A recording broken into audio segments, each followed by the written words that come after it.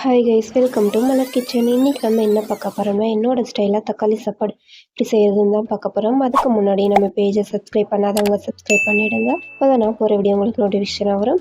புதினா, 3 பச்சை மிளகா, கொஞ்சமாக இஞ்சி, சோம்பு, லவங்கம், பூண்டு சேர்த்து அரைச்சி தண்ணி எடுத்து வச்சுக்கோங்க. குக்கரில் 3 ஸ்பூன் ஆயில் ஆட் பண்ணிக்கலாம். 1 டேபிள் ஸ்பூன் கடுகு, உளுத்தம்பருப்பு, மராட்டி மொக்கு, பூவு, சோம்பு, பட்டை சேர்த்திக்கலாம். பிரியாணி இலை 2 ஆட் பண்ணிக்கலாம். கொஞ்சமாக புதினா ஆட் பண்ணிக்கலாம். கட் பண்ணி வச்சுருக்கிற 2 பெரிய வெங்காயம் அதை ஆட் பண்ணிக்கலாம்.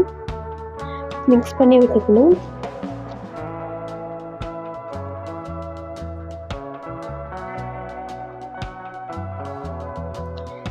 அரைச்சி வச்சுருக்கிற மசாலாவை ஆட் பண்ணிடலாம்.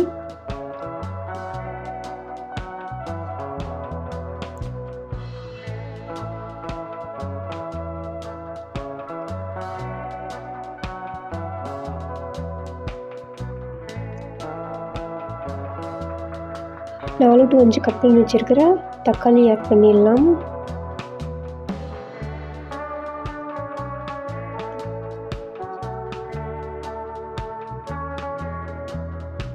நல்லா மிக்ஸ் பண்ணி விடணும்.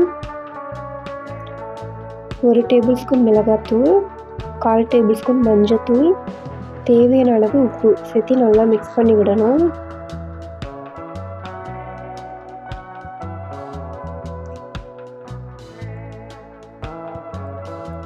நல்லா வதங்கணுங்க தக்காளி.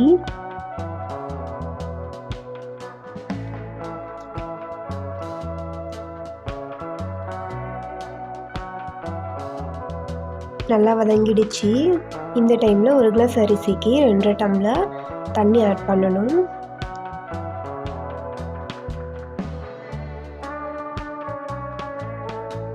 நான் ஒரு கொதி வந்ததும் ஊற வச்சுருந்த அரிசி ஆட் பண்ணிக்கலாம்.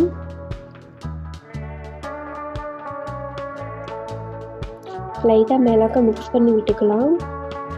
ரொம்ப மிக்ஸ் பண்ணி விடக்கூடாது, ஏன்னா அரிசி உடஞ்சிடும். லைட்டாக மேலாக்க மிக்ஸ் பண்ணி விட்டுக்கோங்க. நல்லா மிக்ஸ் பண்ணி விட்டுட்டு உப்பு காரம்லாம் கரெக்டாக இருக்கான்னு செக் பண்ணிக்கோங்க. எனக்கெல்லாம் கரெக்டாக இருக்குது. நல்லா ஒரு கொதி வந்ததும் லைட்டாக மேலாக்க மிக்ஸ் பண்ணி விடுங்க.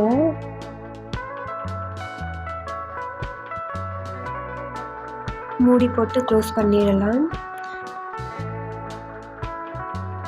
3 விசில் விட்டு எடுத்திங்கன்னா என்னோடய ஸ்டைலாக 15 நிமிஷத்தில் ஈஸியாக செய்யக்கூடிய தக்காளி சாப்பாடு ரெடி.